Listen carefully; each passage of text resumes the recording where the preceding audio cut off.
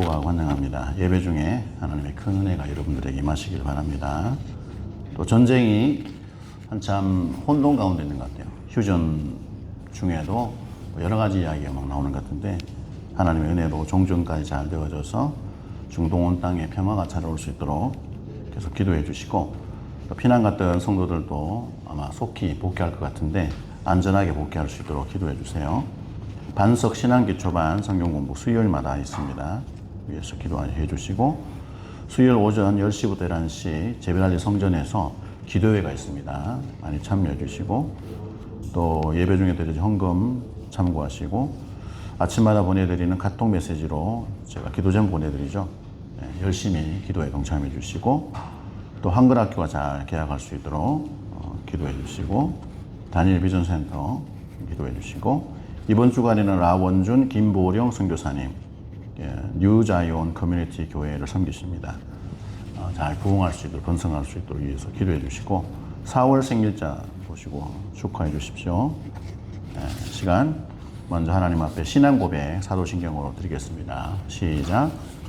전능하사 천지를 만드신 하나님 아버지를 내가 믿사오며 그 외아들 우리 주 예수 그리스도를 믿사오니 이는 성령으로 잉태하사 동정녀 마리아에게 나시고 본디오 빌라도에게 고난을 받으사 십자가에 못 박혀 죽으시고 장사한 지 사흘 만에 죽은 자 가운데서 다시 살아나시며 하늘에 오르사 전능하신 하나님 우편에 앉아 계시다가 저리로서 산자와 죽은 자를 심판하러 오시리라.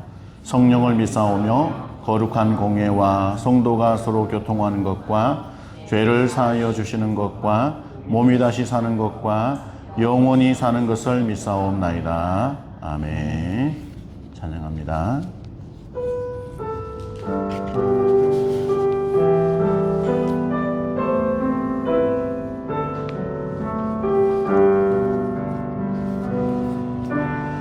나는 하나님을 예배하는 예배자입니다. 내가 서 있는 곳 어디서나 하나님을 예배합니다. 내 영혼 거룩한 은혜를 향하여 내 마음 완전한 하나님 향하여 이곳에서 바로 이 시간 하나님을 예배합니다.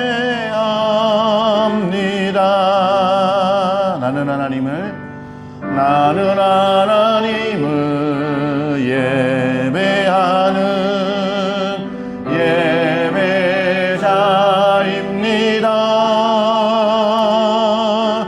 내가 서 있는 곳 어디서나 하나님을 예배합니다. 내 영혼 거룩한 은혜를 향하여 내 마음 완전한 하나님 향하여 이곳에서 바로 이 시간 하나님을 예배합니다. 하나님이 저희와 함께 하십니다. 하나님 앞에 뜨겁게 찬양합니다.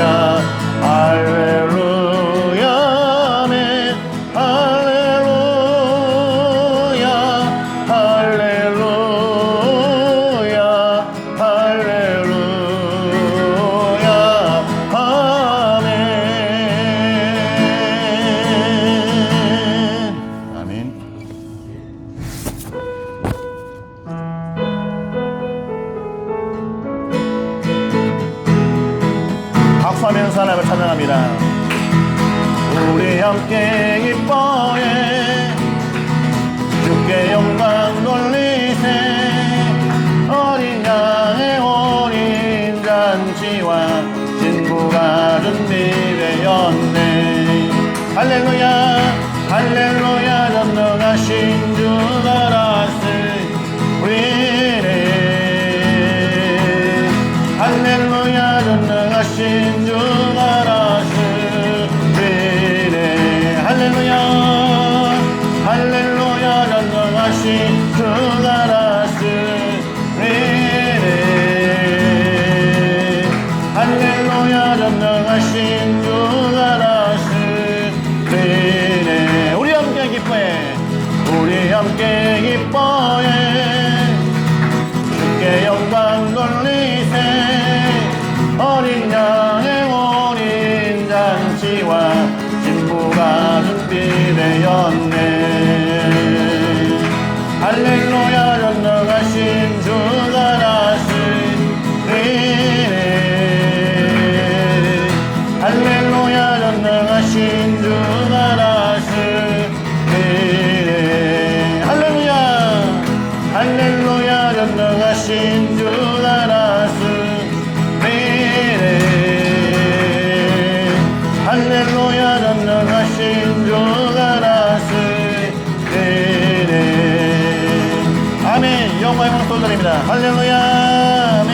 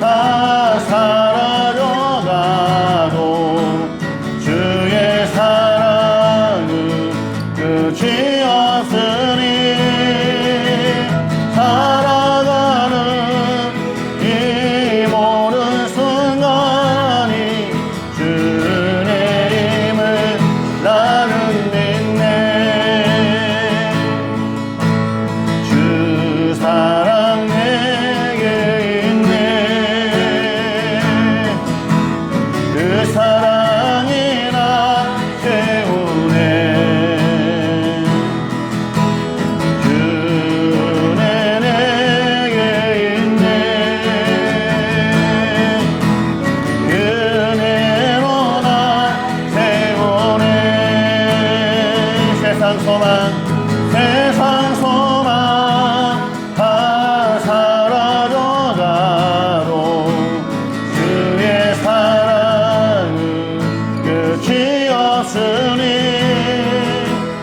살아가는 이 모든 순간이 주님을 나는 믿네.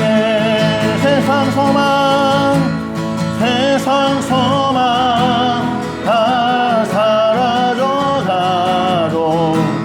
주의 사랑은 끝이 없으니 아멘. 살아가는 이 모든 순간이 주님을 나는 믿네.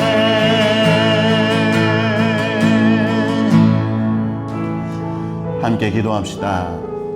하나님, 은혜를 감사합니다. 지난 한 주간 동안도 저희들의 생명을 연장시켜 주시고 놀라우신 은혜를 부어주셔서 감사합니다. 하나님 앞에 감사하는 마음으로 나와야 찬양하며 예배합니다. 이 시간 저희에게 임하여 주시옵소서. 성령으로 부어 주시옵소서. 예배하기에 부족함이 없는 심령이 되도록 하나님 인도하여 주시옵소서. 전심으로 하나님을 향하여 나아갑니다. 하늘 문을 여시고 은혜를 부어 주시옵소서. 이 시간 기도하겠습니다. 하나님 은혜와 사랑을 감사합니다. 하나님의 놀라우신 은혜와 사랑이 저에게 임하여 넘치는 줄 믿습니다. 이 가운데 우리와 함께 하시는 줄 믿습니다. 하나님 영광을 받아 주시옵소서. 하나님 역사하여 주시옵소서. 하나님의 은혜에 감격하여 몸을 누리고 마음을 누리고 온몸을 다하여 하나님을 찬양하며 예배합니다. 우리 가운데 임하여 주시기를 원합니다. 예배할 때 성령이여 역사하여 주시옵소서. 듣는 말씀이 아버지 생명으로 역사하여 주시고 아버지 자복하며 회개하는 은혜가 있게 하시고 결단하는 은혜가 있도록 역사하여 주시옵소서. 예배를 통하여 하나님 영광을 받아주시기를 원합니다. 예배를 통하여 하나님 역사하여 주시옵소서. 오 아버지 감사합니다.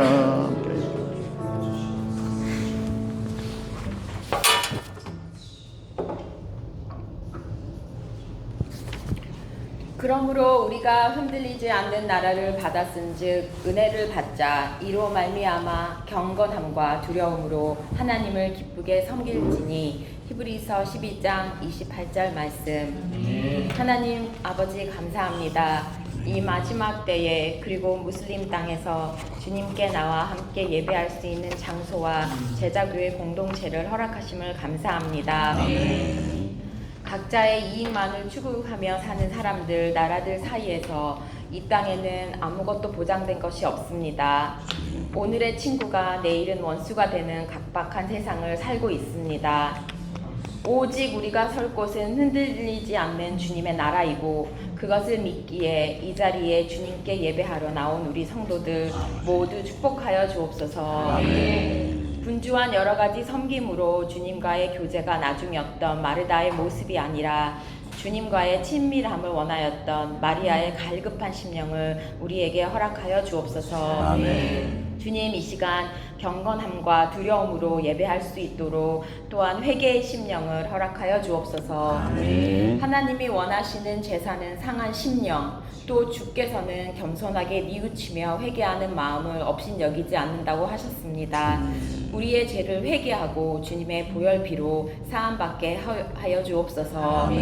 주님 또한 우리에게 예배의 기쁨을 허락하여 주옵소서. 믿음의 열매가 자랄 수 있는 옥토밭, 신영수 목사님의 말씀을 통하여 우리의 신앙 또한 자라는 심령 될 수 있도록 주님 이 시간 도와주옵소서. 또한 신영수 목사님께 말씀의 능력을 허락하시고 성령님 친히 그의 입술을 주장하여 주옵소서. 한인제자교회가 더 많은 예배자들로 넘쳐나 부흥되고 또 주님의 사명을 귀하게 감당하는 주님의 몸된 교회 되게 하옵소서. 이 예배를 주님께서 기뻐 받아주시고 우리 모두의 심령을 만지시고 회복시켜 주시기를 간절히 기도합니다. 이 모든 말씀 우리를 자기의 목숨보다 더 사랑하시는 예수님의 이름으로 기도했습니다. 아멘.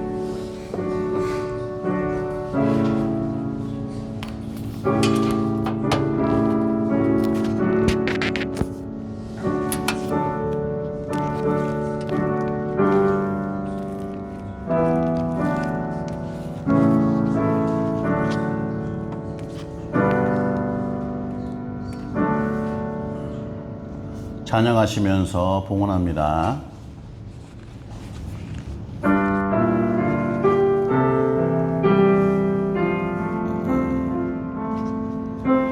나의 모습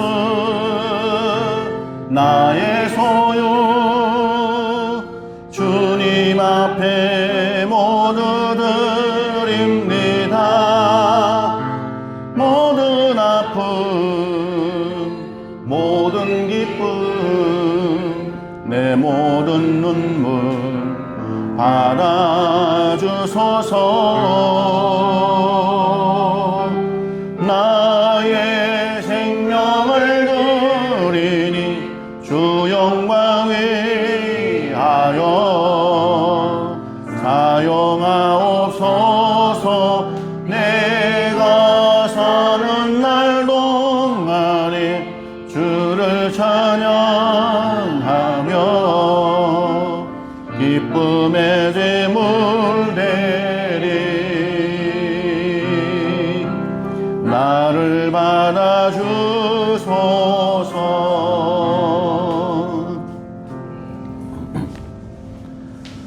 우주의 만물 참 주인 되시는 하나님 아버지를 찬양하며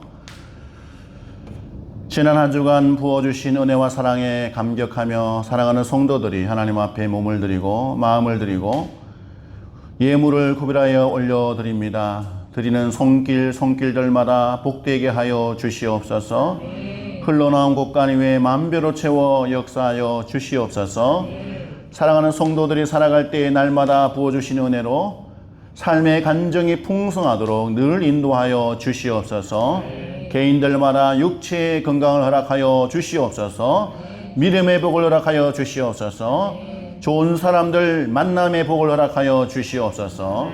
하는 일들마다 잘 되도록 하나님이 놀라운 형통의 복을 허락하여 주시옵소서. 특별히 가정 안에 은혜를 다하여 주셔서 부부간의 사랑이 넘치게 하여 주시옵소서. 부모와 자녀 간의 친밀함이 더하게 하여 주시옵소서.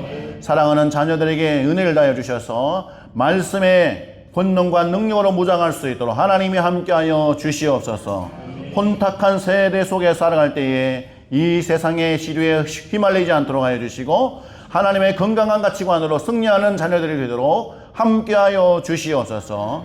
모든 것 감사 찬양 드리며 예수님 이름으로 봉헌기도 드리옵나이다. 아멘. 오늘 주시는 말씀은 사도행전 23장입니다. 1절에서 11절까지 사도행전 23장 1절에서 11절 한 절씩 교도합니다. 바울이 주목하여 이르되 여러분 형제들아 오늘까지 나는 범사의 양심을 따라 하나님을 섬겨노라 하거늘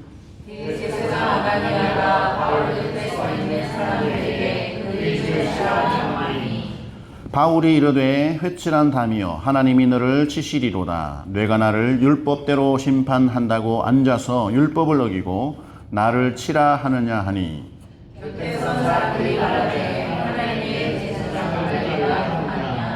바울이 이르되 형제들아 나는 그가 대제사장인 줄을 알지 못하였노라. 기록하였으되 너의 백성의 관리를 비방하지 말라 하였느니라 하더라. 바울이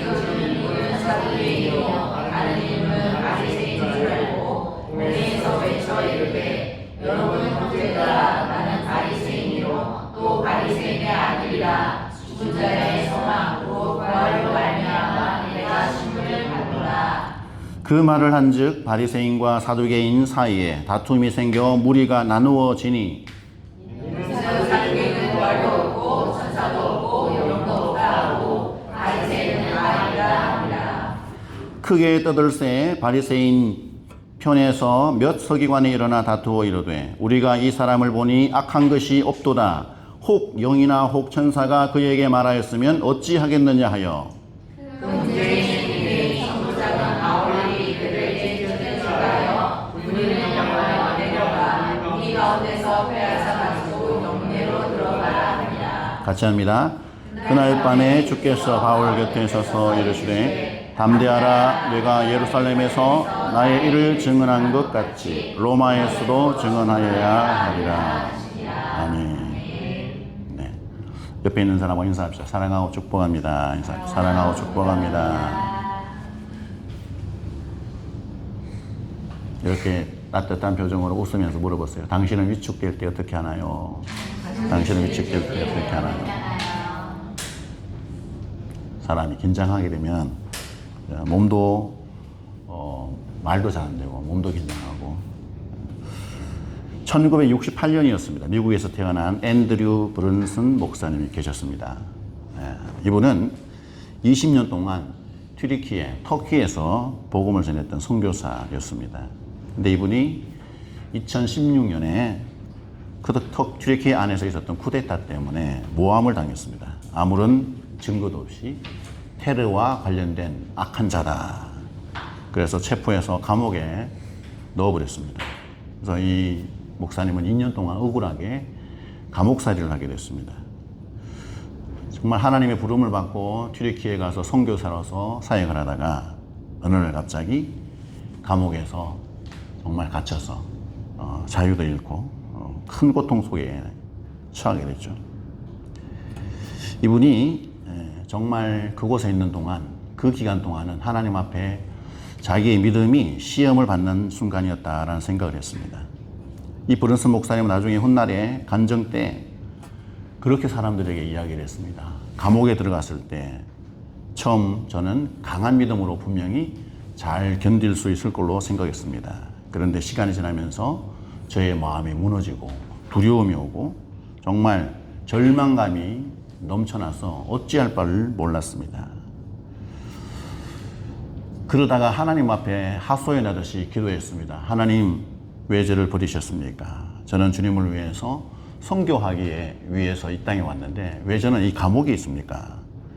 저는 왜 이런 일을 겪어야 합니까? 하면서 하소연하듯이 하나님 앞에 막 기도를 했습니다. 그렇게 고통하면서 지내는 어느 날 하나님이 갑자기 질문을 하시더래요. 마음에서 질문이 팍 생겨났습니다. 앤드류야, 너는 나를 사랑하느냐? 아니면 내가 너에게 준 사역과 사역으로 인한 열매를 사랑하느냐? 하나님이 던진 질문에 멘붕이 당황스럽기도 하고 전혀 알지 못했던 그 하나님의 어떤 질문에 의한 관점에 새로운 뭔가 통찰력이 열리고, 아 그렇구나, 내가 정말 본질을 놓치고 있는구나 하는 생각을 하게 됐다고 합니다. 나중에 그는 하나님 앞에 그런 고통의 시간 중에 하나님 앞에 고백을 합니다. 주님, 저는 모든 것을 잃어도 괜찮습니다. 자유를 잃어도 괜찮습니다. 사람을 잃어도 괜찮습니다. 제가 하는 사역이 다 사라져도 괜찮습니다. 제가 이 감옥에서 죽어도 괜찮습니다. 그러나 주님만은 잃고 싶지 않습니다. 이런 고백을 하나님께 간절하게 했대요. 그 기도를 하고 나서 갑자기 그 이후에 마음이 평안함이 쫙 넘쳐왔대요. 말로 못하는 평안함. 죽어도 괜찮아. 내가 이 땅에서 내 존재 자체가 없어도 괜찮아. 하나님이 은혜를 주셔서 2018년도에 석방이 됐습니다. 그리고 그는 미국으로 갔습니다. 그리고 많은 교회들의 초청을 받고 가서 간증을 하면서 이런 얘기를 했습니다. 감옥은 내가 하나님을 더 깊이 사랑하는 법을 배운 인생의 학교입니다. 이렇게 간증을 했습니다. 여러분 한번 생각을 해보십시오. 여러분이 만약에 어떤 일로 감옥에 갇히게 됐다. 2년 동안 내가 그 칠흑 같은 그 속에서 자유를 다 상실하고 정말 만날 사람 만나지 못하고 그 속에 갇히게 되었을 때 어떤 마음이 들까요? 아마도 저도 말씀을 준비하면서 생각해봐도 두렵고 불안하고 도대체 나의 인생의 운명이 어떻게 될까 막막했을 겁니다. 그런데 그는 어떻게 해서 그 두려움과 그 막막함, 절망을 이길 수 있었는가? 그의 간증에서 나오는 것처럼 정말 그 마음의 중심이 하나님께로 나아갔을 때 놀라운 기적 같은 역사가 일어났습니다. 오늘 우리가 성경에서 보면 우리가 읽었던 이 사도 바울의 이 이야기, 사도 바울은 정말 지난주에도 말씀을 나눈 것처럼 엄청난 위기 속에 자기가 한 간증 때문에 큰 위기를 겪죠.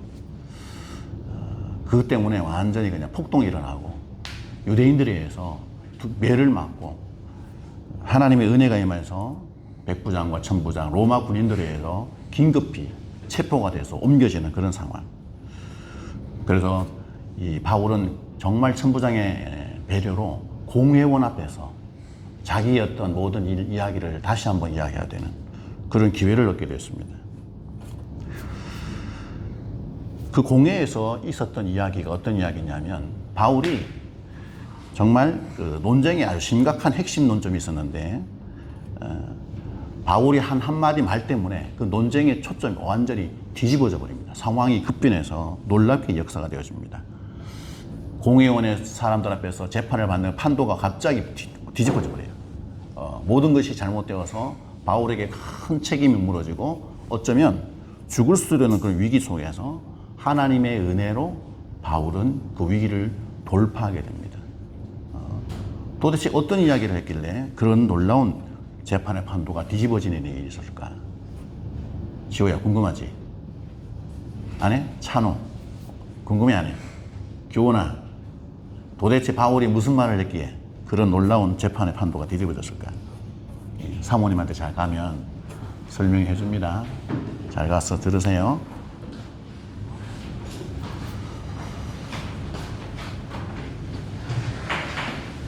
바울은 정말 그 폭동이 일어나서 자기가 한 간증 때문에 사람들에게서 엄청난 미움을 받고 공격을 당하고 매를 맞고 결국은 하나님의 은혜가 임해서 이제 공회원들 앞에서 재판을 공식적으로 받는 그 자리에 서게 됩니다.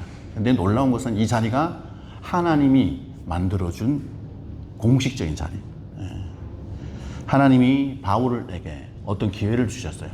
정당하게 그 정치적인 세력이 있는 종교 지도자들과 모든 사람들, 그곳에 있는 모든 사람들에게 복음을 다시 전할 수 있는 기회를 얻게 됐습니다. 1절과 3절을 다시 한번 읽어볼까요? 1절, 3절. 시작.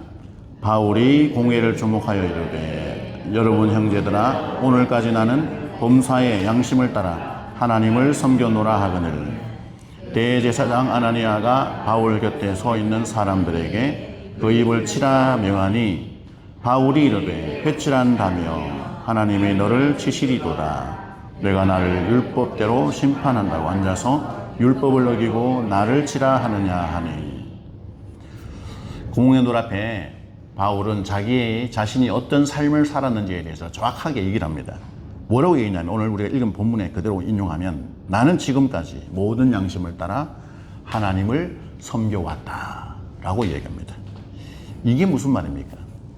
이거는 정말 자기가 하나님 앞에 지금까지 살아온 삶이 떳떳하다, 정당하다, 누가 나에게 어떤 비판을 하고 심판을 할 그런 삶이 아니었다라고 얘기를 합니다. 단순히 자기의 무죄를 증명하는 그런 변호의 이야기 아니에요. 하나님 앞에 내가 어떤 마음으로 살아왔는지에 대한 정말 당당한 그런 선포와도 같은 그런 간증의 말이었습니다. 여러분, 바울은 어떤 사람이었어요? 이전에 교회를 핍박하는 사람, 그리스도를 믿는 모든 자들을 잡아들이고 죽이는 일에 앞장섰던 그런 사람이었죠. 그러다가 다메섹 도상으로 가다가 그곳에서 빛과 함께 주님을 만나게 됩니다. 그리고 아나니아라는 사람에 의해서 돌봄을 받고 다시금 복음이 재조명되는, 다시 깨달아지는 그런 기회를 얻고 나서 완전히 회심을 하게 됩니다. 그는 하나님을 아는 사람이었어요. 그런데 하나님의 아들 예수 그리스도를 만나지는 못했던, 성령은 체험하지 못했던 그런 사람이었어요. 그 다메섹 독상에서 주님을 만난 이후에 완전히 삶이 변했습니다. 그 이후에는 놀라운 삶의 패턴이 달라진 것을 볼 수 있어요. 주님 만나기 전에는 세상에 사람들의 시선과 여러 가지 의식이 많이 됐습니다. 그러나 주님 만나고 난 다음에는 사람의 눈치를 보지 않는 오직 하나님 중심, 모든 삶의 기준이 하나님 중심의 삶을 살았던 사람이에요. 항상 어떤 일이 벌어질 때마다 나는 지금 하나님 앞에서 어떤 사람으로 살고 있는가, 이게 항상 핵심이었어요. 그래서 그는 지금 생명의 위협이 가득한 이 공회원들 앞에서 놀랍게도 재판장에서 조금도 두려워하지 않는, 떨지 않는 당당한 모습으로, 담대한 모습으로 서 있는 모습을 볼 수 있어요. 여러분, 우리가 하나님 앞에 정말 양심이 깨끗한 사람, 내가 늘 하나님 앞에 하나님 중심으로 산 사람은 내 상황과 환경이 어떠한 모양으로 바뀔지라도 전혀 흐트러지지 않습니다. 두려움도 없고 걱정도 없고 염려가 없어요. 늘 하나님 앞에 신앙 양심을 지키면서 거룩하게 경건하게 살려고 애를 쓴 사람들은 놀랍게도 당당합니다. 항상. 사람들이 나를 어떻게 볼까, 세상이 나를 어떻게 판단할까, 그런 게 두려움이 없어요. 오히려 내가 하나님 앞에 당당하지 못한 삶을 산 사람, 뭔가 죄가 있는데 이 죄에 대해서 제대로 해결도 받지 못하고 양심의 가책이 느껴지는데도 그 양심의 가책을 온전히 하나님 앞에 나아가서 해결하지 못한 상태로 있는 사람들에게 나타나는 특징이 뭐냐? 두려움이에요. 여러 가지 두려움, 걱정, 염려.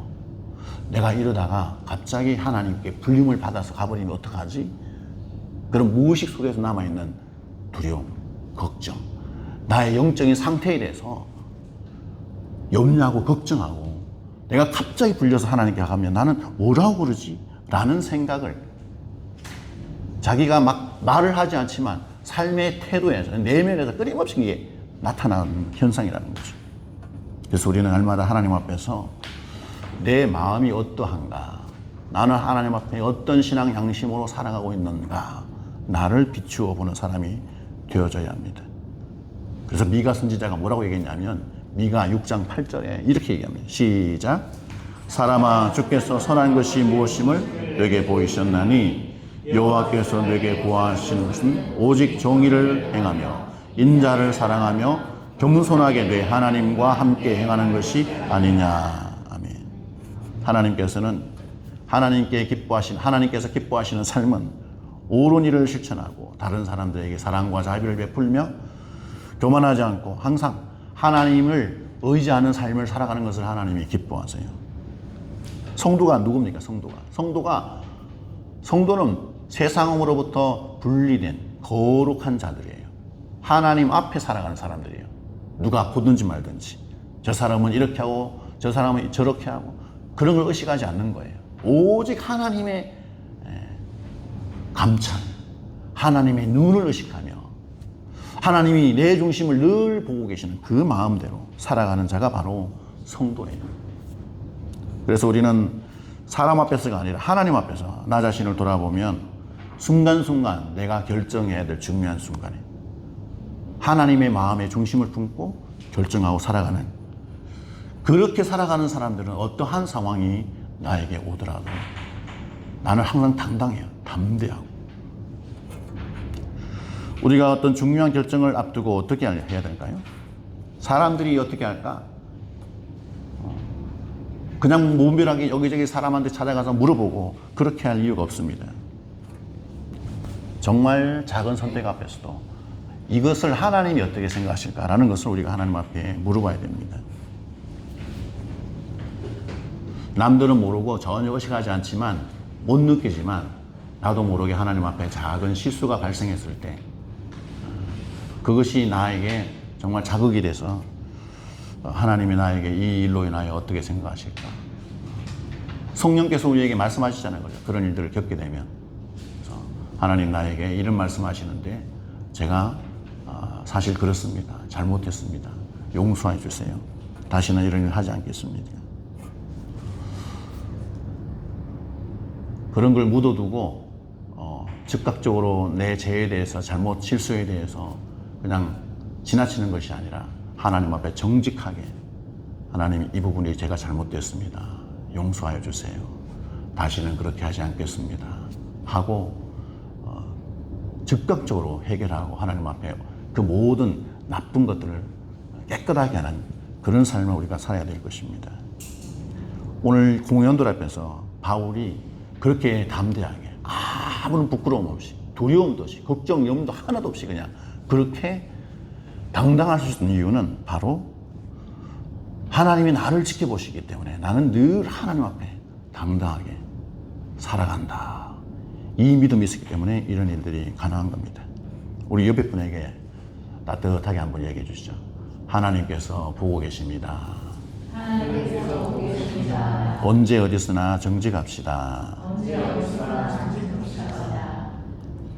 바울을 재판하기 위해서 모인 이 공회 의원들이 쫙 모였어요. 거기 무리들 가운데는 누가 있었느냐? 특히 바리새인들, 사두개인들이 모여 있었습니다. 이들은 바울의 말을 쭉 듣다가 갑자기 저들끼리 갑자기 두 무리가 막 싸웁니다. 근데 이렇게 되어진 현상 때문에 바울의 재판에 굉장히 바울에게 긍정적으로 바뀌어버려요. 분위기가. 6절을 같이 한번 읽어볼까요? 6절 시작. 바울이 그중 일부는 사두개인이요 다른 일부는 바리새인인 줄 알고 공회에서 외쳐 이르되 여러분 형제들아, 나는 바리새인이요 또 바리새인의 아들이라. 죽은 자의 소망 곧 부활로 말미암아 내가 신문을 받노라. 아멘. 바울은 왜 이렇게 유대인들에게 심한 미움을 받고 재판까지 받고 공회에 끌려와서 이렇게 공개적으로 이런 모욕감 멸시 천대를 받아야 될까?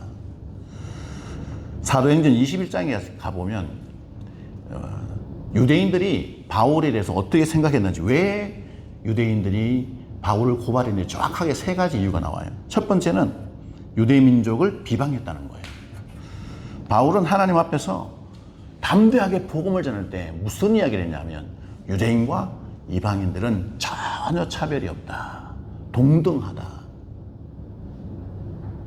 이 말이 정말 놀라운 선포예요. 이거는 바로 하나님의 마인드에서 나온 은혜의 복음이에요. 그런데 유대인들에게 이 메시지가 마치 자기 민족들, 유대인들, 이스라엘을 완전히 그냥 특별한 민족으로 하나님이 선택하셨는데, 그것을 바울이 이상하게 말하는, 그 특권을 무시해버리는 그런 말로 무너뜨리는 공격으로 들렸어요. 그래서 이 속에서 자기도 모르게 본능적으로 유대인들이 막 바울을 향한 분노가 나온 거예요. 화가 난 거죠. 자기들을 무시했다, 하나님이 선택한 특별한 특권이 있는데 하면서 막 분노가 나온 거죠.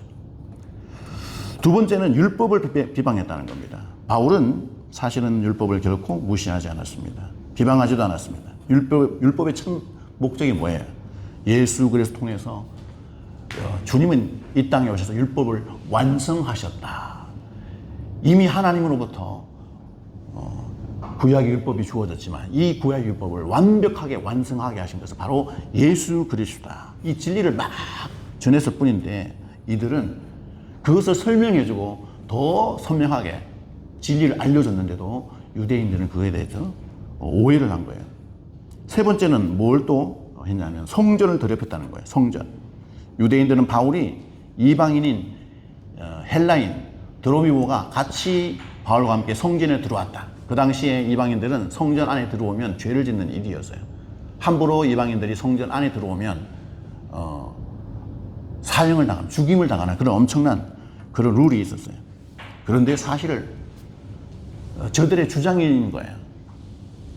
유대인들이 주장, 바울을 잘못되게 하기 위해서 드로비모가 들어왔다, 바울과 함께. 이런 어떤 억측, 오해인 거예요, 오해. 바울에게 엄청난 쏟아진 이 미움과 고발, 비판, 폭력, 폭동, 이것은 전부 다 어떻게 보면 오해와 잘못된 사실에 대해서 억측에 불과한 그런 일들, 그들이 속에 있는 바울을 향한 감정, 이것이 폭발해서 이런 억지스러운 공격이 있어서 이런 일들이 지금 재판에 벌어진 거예요. 그런데 놀랍게도 바울은 결코 사람들의 감정적인 공격에 휘말리지 않습니다. 흔들리지 않아요. 그 마음에는 어떤 상황에서 나는 하나님이 내게 주신 십자가에 죽으셨다가 다시 살아나신 예수 그리스도, 내가 그분을 만났는데 그분의 말씀을 통하여, 그분이 보낸 아나니아를 통하여 내가 새롭게 깨달은 복음, 이 복음을 땅끝까지 전하는 것이 나의 사명이다. 분명히 나는 하나님이 말씀하셨다, 이방인의 사도로 나를 선택하셨다라고 내가 알게 됐다는 거예요. 그래서 나는 죽는 그날까지, 하나님이 내게 기회 주시는 그날까지 나는 땅끝까지 나가서 복음을 전할 거야. 내 인생 통째로 복음을 위해서 나는 헌신할 거야. 어떤 상황에서 나는 복음을 전할 거야. 이 확고한 복음에 대한 확신, 열정, 이것이 바울의 마음속에 굳건하게 자리를 딱 하게 되니까 어떤 공격에도 흔들리지 않는 거예요. 하나님이 나에게 사명을 주시고 나에게 어떤 일을 하게 하셨기 때문에 하나님이 나의 생명을 지킬 거야. 사명이 있는 자에게는 반드시 하나님의 함께 하심이 있을 거야. 사명이 있는 자는 결코 죽지 않아. 이런 확신. 그래서 나는 땅까지 복음을 전할 거야. 이 마음의 중심을 품고 하나님의 사명의 복음에 집중해서 막 그 위기 속에서도 그 마음의 중심 품고 나아가니까 놀랍게도 하나님께서 그 위기 상황을 풀어가세요. 하나님의 방법, 하나님의 인도하심으로. 그 당시에 그들을 심문했던 이 공회원들, 조금 전에 말씀드렸던 바리새인들과 서기관, 그 바리새인들과 사두개인, 이 두 무리는 굉장히 신앙관에 있어서 극단적으로 뭐가 차이가 있었어요. 죽은 자의 부활을 믿었던 이 바리새인, 근데 부활을 믿지 않았던 사두개인. 갑자기 이 무리들이 거기에 간파된, 거기에 있다는 것을 이 바울이 알고, 이들이 어떤 신앙관을 가지고 있는지 알고, 바울이 뭐라고 얘기했냐면 이렇게 얘기합니다. 내가 지금 신문을 받는 이유는 죽은 자의 부활의 소망 때문입니다. 내가 지금 신문을 받는 이유는 죽은 자의 부활 소망 때문입니다. 여러분, 이렇게 바울이 말한 것이 단순히 말한 것이 아니에요. 이거는 정말로 하나님이 주신 지혜를 가지고 말한 거예요. 이 바리새인들과 서기관들의 신앙관의 극단적인 충돌, 서로 대립적인 모습, 이거를 통해서 하나님이 주신 지혜 같아요. 놀랍게도 거기에서 바울을 향한 이 세 가지 논쟁, 유대인들을 무시했다, 율법을 편안했다, 성전을 더럽혔다, 이 엄청난 이 재판의 중요한 논점이 다 새로운 관점으로 바뀌도록 하나님이 바울의 한 말 때문에 바꿔버리는 놀라운 역사가 일어났어요. 갑자기 바울을 향한 비난과 그 모든 것들이 초점이 부활의 문제로 바뀌어버리는 놀라운 일이 그 말 때문에 일어난 것입니다. 그래서 재판의 분위기가 갑자기 뒤집어져 버렸어요. 그때까지는 바울 저 사람은 민족의 반역자요, 율법의 파괴자요, 성전 모독자라는 그런 어떤 초점.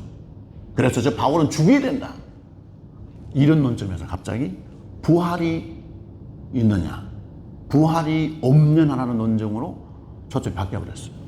그래서 갑자기 바리새인들과 사두개인이 막 싸우는 거예요. 그렇게 싸우다가 갑자기 무슨 일을 하게 되냐, 무슨 말을 하게 되냐면 바리새인이 이렇게 말합니다. 우리가 이 사람에게서 아무 악도 찾지 못하였노라.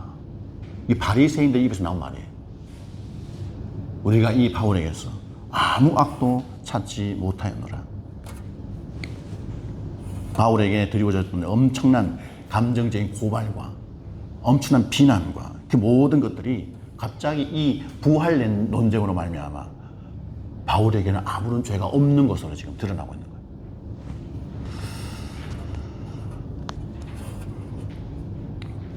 바리새인들과 사두개인들에게 이 거센 압박 속에서도 이 바울이 정말 이토록 이 위기를 돌파할 수 있고 그런 말을 던짐으로써 새로운 논쟁으로 분위기를 주도할 수 있는 모든 것들은 어떻게 가능할 수 있었는가? 바울 마음에 십자가, 예수 그리스도께서 인류를 위하여 인류의 죄를 구원하기 위해서 이 땅에 오셔서 십자가에 못 박혀 죽으시고 그분이 부활하셨다. 이 엄청난 십자가 신앙과 부활 신앙의 확신에 굳게 서 있었기 때문에 이런 어떤 분위기 주도가 가능할 수 있었다. 그 복음으로 충만했던 그 바울에게 하나님이 지혜와 능력을 부어주셔서 그 순간 그 말을 하게 하고 바리새인들과 사두개인들로 자기들끼리 싸우게 만들고 결국은 바울에게는 아무런 죄가 없다라는 결론에 이르도록 하나님이 인도하셨다라는 겁니다. 바울은 머리로만 교리를 아는 사람이 아니었습니다. 다메섹 도상에서 정말 살아계신 예수 그리스도를 만난 사람이었습니다. 바울은 감옥에서 갇혀서 칠흑 같은 감옥에 갇혔을 때도, 때로는 억울하게 매를 맞았을 때도, 사람들로부터 조롱을 받을 때도, 미움을 받을 때도 그 속에는 부인할 수 없는 십자가 부활의 신앙이 강력하게 자리하고 있었습니다. 내가 어떠한 상황 속에 놓인다 할지라도 내가 이 복음을 붙들면 하나님께서 놀랍게 역사하신다. 나는 내가 죽는다 할지라도 살아계신 예수님을 전해야 된다. 그분이 하나님의 아들이시요 살아계셔서 지금도 역사하고 계시다. 우리가 죽고 난 나중에 다시 오셔서 우리 모든 성도들이 부활하게 될 거야. 이 복음을 나는 땅 끝까지 전해야 된다. 나는 저 로마까지 가야 된다. 이 하나님 앞에서 복음을 향한 뜨거운 열정이 이런 놀라운 기적 같은 역사를 하나님이 허락해 주셨습니다. 바울은 자신의 생명보다 복음을 더 귀하게 여겼어요. 사람들은 바울을 흉악한 범죄자로 몰아세우려 했지만 오히려 하나님은 하나님의 놀라운 복음의 역사를 이방인의 사도 바울을 통해서 오히려 그 유대인들의 그 법정에서 영광스럽게 복음을 더 담대하게 전하게 하시고 하나님의 놀라운 다시 한 번 더 전하는 기회를 얻게 하시는 선포하는 복음을 선포하는 자리로 하나님이 만들어 주셨습니다. 오늘 우리도 세상 속에서 정말 때로는 내가 믿는 하나님 앞에 예배하고 내가 만나는 사람들에게 복음을 전하는 그 일들로 주변 사람들로부터 오해를 받을 수 있어요. 또 기독교인이라는 그런 어떤 그 때문에 회사에서나 이 사회 속에서 우리는 여러 가지 어려움을 겪을 때가 있습니다. 그럴 때일수록 우리가 마음속에 가져야 될 더 확신은 정말 그런 핍박이 오고 환란이 오고 이 무슬림 땅에 살아가는 기독교인으로서 수많은 손해와 어려움을 겪지만 하나님이 주신 사명을 붙들고 주님의 십자가와 부활의 신앙으로 무장해서 나는 이 놀라운 복음을 전할 거야. 저 사람이 믿든지 안 믿든지 나는 내 입술을 열고 내가 믿는 하나님에 대해서 나의 죄를 위해서 죽으신 예수님에 대해서 전할 거야.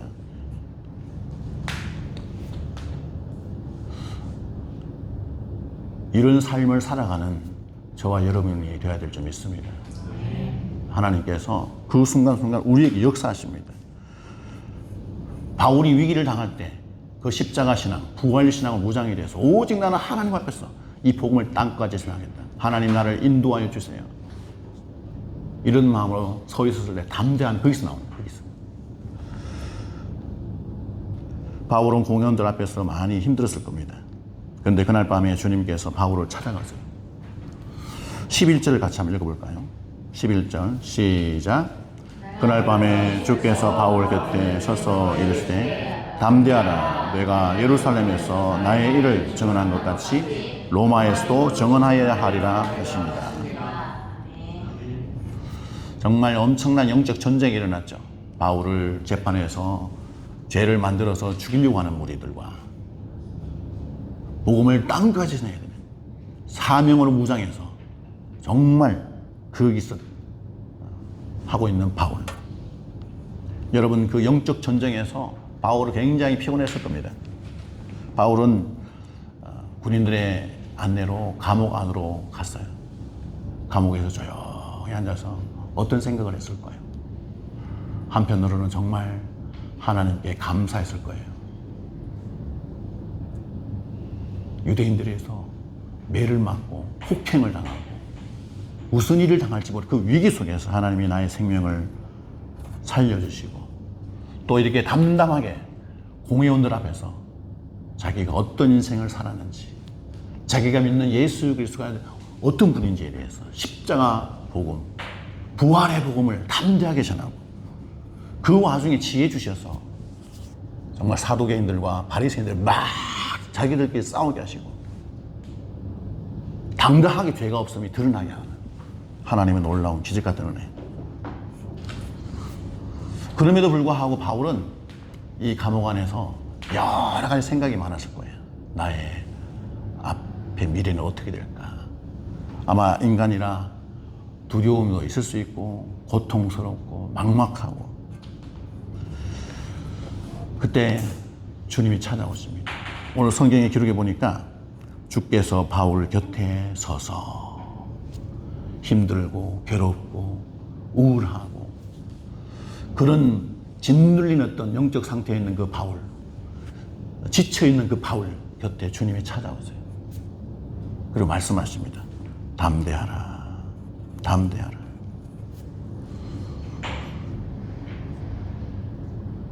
아마 바울은 주님의 그 음성에 정말 큰 위로가 됐을 거예요. 나 혼자서 외롭게 이 감옥에 갇혀서 있는 줄만 알았는데 그게 아니었구나. 이곳에 주님이 나와 함께 하시는구나. 근데 주님이 또 말씀하세요. 로마에서도 증언하여야 하리라. 로마에서도 증언하여야 하리라. 땅끝까지 복음을 전해야 된다는 주님의 이 놀라운 사명. 로마까지 나는 가서 복음을 전할까라고 마음에 품고 있었던 이 마음, 이것이 주님의 음성으로부터 직접 나온 거예요. 내가 너를 로마까지 가서 복음을 전할 수 있도록 너의 생명을 지켜줄 거야 라는 위로의 메시지, 위로의 말씀. 하나님께서는 바울을 통해서 공의 재판에서 끝나는 인생이 아니라, 그 감옥에서 끝나는 인생이 아니라 땅끝까지 복음을 전하고 하나님의 놀라운 역사를 일으키는 구원의 계획을 직접 들려주셨습니다. 우리의 믿음의 여정에서도 때로는 억울한 일을 당하고 앞이 캄캄해지는 영적인 밤이 찾아올 수 있습니다. 아무리 둘러봐도 나를 위로하고 내 편에 되어주는 사람 아무도 없는 그런 외로울 때가 있어요. 두려울 때가 있습니다. 그런 하나님은, 우리를 이곳까지 보내신 하나님은 우리 혼자 내버려 두지 않습니다. 우리 그때 찾아오신 하나님이에요. 바울에게 찾아왔듯이, 앤드류 브런슨 목사님에게 찾아갔듯이 오늘날 우리에게도 하나님은 우리 곁에 찾아오세요. 이 전쟁의 위기가 있고 삶의 죽음이, 삶과 죽음이 막 어떻게 되어야 될지 모르는 인생의 위기 앞에, 수많은 재정적인 위기, 건강의 위기, 그런 많은 위기 속에서도 하나님은 우리에게 찾아오십니다. 그리고 말씀하세요. 두려워하지 마라. 담대하라. 내가 너를 이 땅에 보낸 것은 단순히 보낸 게 아니야. 이 땅에 있는 죽어져가는 많은 영혼들에게 복음을 전하라고, 하나님의 사랑을, 하나님의 생명을 전하라고 내가 너희를 이 땅에 보냈단다. 내가 언제인지 모르지만 너희에게 갈 텐데 그때까지 너희는 그 땅에서 복음을 전하며 하나님의 사랑을 전하며 살 수 있도록 내가 너희의 안전을, 생명을 지켜줄 거야 라고 하나님이 저와 여러분들에게 말씀하고 계십니다. 그래서 위기가 찾아올 때마다 기억하십시오. 이 자리에 주님이 찾아오신다. 내 옆에 계신다. 귀를 열고 들어보십시오. 주님이 뭐라고 하시는가. 두려워하지 마. 내가 너와 함께 있어. 바울처럼 주님 오시는 그날까지, 로마까지, 땅끝까지, 자기의 주어진 사명 땅끝까지 복음을 담대하게 전한 것처럼 저와 여러분들도 주님 오시는 그날까지 복음을 전하는 일에 열심을 다할 수 있기를 주님의 이름으로 축복합니다. 하나님께서는 복음을 위해서 담대하게 살아가는 자들과 함께 하세요. 오늘 주신 말씀을 기억하면서 찬양하겠습니다.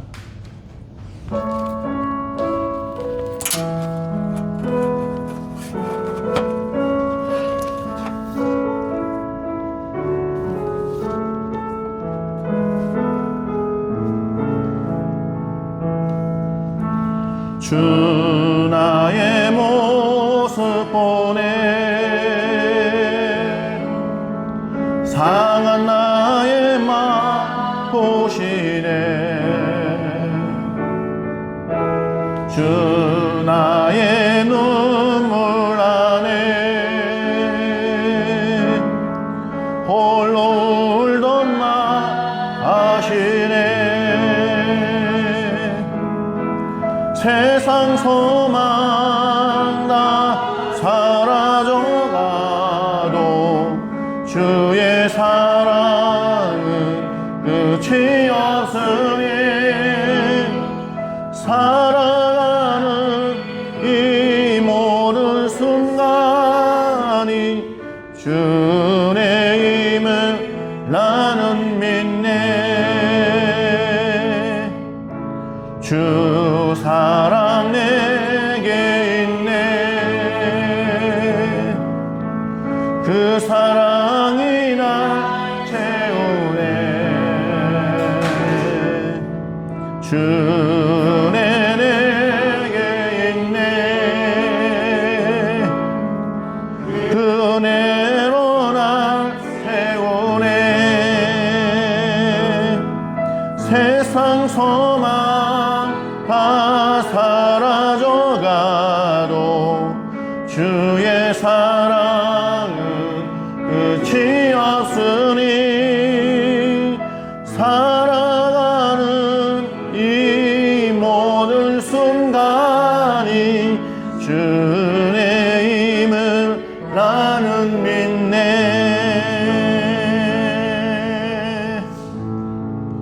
함께 기도합시다. 바울은 공회원들 앞에서 담대하게 이야기합니다. 나는 하나님 앞에 믿음으로 살아왔다. 하나님 앞에 코람되어 사람들의 시선을 의식하지 않고 오직 하나님이 어떻게 생각하시는지 생각하면서 믿음으로 살아왔다라고 선포합니다.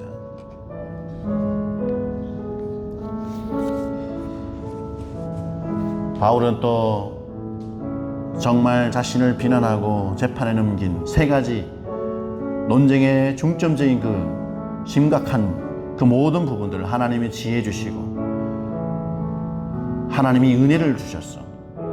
바울이 오직 나에게 주어진 이 십자가 복음, 부활의 복음을 나는 땅끝까지 전할 거야 라는 그 믿음과 그 확신을 가지고 이 재판에 임했더니 하나님이 지혜의 영을 부어주시고 말을 주셨어.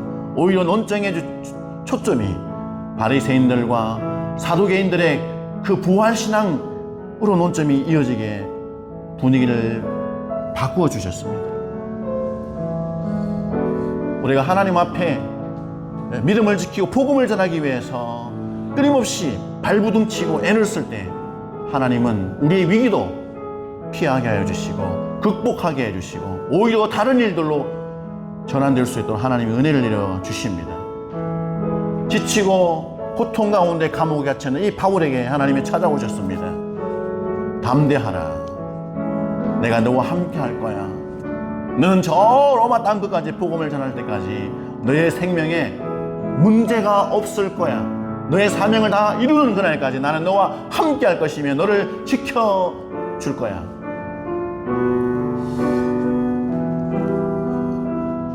하나님이 이렇게 말씀하신 것을 기억하고 우리가 하루하루 살아가면서 삶의 위기와 어려움을 겪을 때마다 우리가 하나님 앞에 정말 신앙 양심을 지키고 살아가는 자들 되게 하여 주시옵소서. 인생의 위기 때마다 복음을 위해서 주어진 사명을 땅끝까지 전할 수 있도록 아버지 우리에게 능력과 지혜와 모든 환경을 열어 주시옵소서. 그 어려움들 피할 길을 허락하여 주시옵소서. 이 시간 다 같이 기도하겠습니다. 하나님 아버지 은혜와 사랑을 감사합니다. 그렇습니다. 우리는 인생 가운데 여러 가지 어려움을 겪습니다. 전쟁의 위기도 겪습니다. 주변 사람들부터 오해도 당하고 공격도 당하고 고통을 당할 때도 있습니다. 하나님 아버지 그럴 때마다 우리가 하나님 앞에 온전케 주여 살아갈 수 있도록 아버지 우리를 불쌍히 여겨 주시옵소서. 무엇보다도 하나님 코람되어 하나님 앞에 주여 우리의 마음을 온전하게 하여 하나님 앞에 신앙 양심을 지키고 우리의 죄와 싸워서 살아갈 수 있도록 아버지 인도하여 주시옵소서. 하나님의 놀라우신 은혜와 사랑이 임하도록 하나님 도와주시기를 원합니다. 함께하여 주시기를 원합니다. 주여 정말 재판으로 해서 죽음에 이를 수도 있는 심각한 위기 속에서도 바울이 복음을 위해서 십자가 복음과 아버지 신앙과 부활의 신앙을 지키고 아버지 복음을 위해서 하나님 앞에 중심을 지켰더니 하나님이 지혜 주셔서 능력을 주셔서 오히려 아버지 재판의 모든 상황을 바꾸게 하시는 우리 아버지 하나님, 성령께서 인도하셔서 역사하시는 우리 아버지 하나님, 주여 우리 인생 앞 어려움을 당할 때마다 하나님이 앞에 주여 우리가 십자가의 복음을 십자가의 신앙을 부활의 신앙을 가지고 나아갈 때 땅끝까지 복음을 전하려고 할 때 하나님은 새로운 피할 길을 내어주시고 문제를 해결하여 주시고 상황을 아버지 다 전환시키신 우리 아버지 하나님을 믿습니다. 아버지 우리가 삶 속에 그런 기적 같은 은혜를 누리게 하여 주시옵소서. 하나님 은혜와 사랑을 감사합니다. 바울이 공회원들 앞에서 재판을 받을 때에 하나님이 은혜를 다하여 주셔서 오히려 재판의 분위기가 바뀌게 하여 주시고 재판 그 상황이 오히려 복음을 전하는 기회를 삼게 하여 주시고 감옥에 들어와 있는 바울에게 찾아오셔서 담대하라. 로마까지 복음을 전해야 할 것이다. 그때까지 너의 생명을 사명을 다하는 그날까지 생명을 지켜주실 것이라고 말씀하신 우리 아버지 하나님, 저희의 삶 가운데서도 이런 은혜가 임하도록 하나님이 함께하여 주시옵소서. 어려운 힘든 이 땅에 살아가면서 늘 믿음으로 담대하게 살아가는 저희가 되도록 복을 내려 주시옵소서. 지금은 우리 주 예수 그리스도의 은혜와 하나님 아버지의 무한망대하신 사랑과 성령님의 감화 감동 역사 충만하심이 주님 앞에 담대히 오직 십자가 부활의 신앙으로 무장하였어. 땅 끝까지 내가 만나는 모든 사람들에게 복음을 전하기를 원하는 사랑하는 모든 성도들과 저들의 가정과 다니는 직장과 하시는 사업도 위에 지금으로부터 영원토록 함께 있을지어다. 아멘. 아멘. 오 아버지 감사합니다.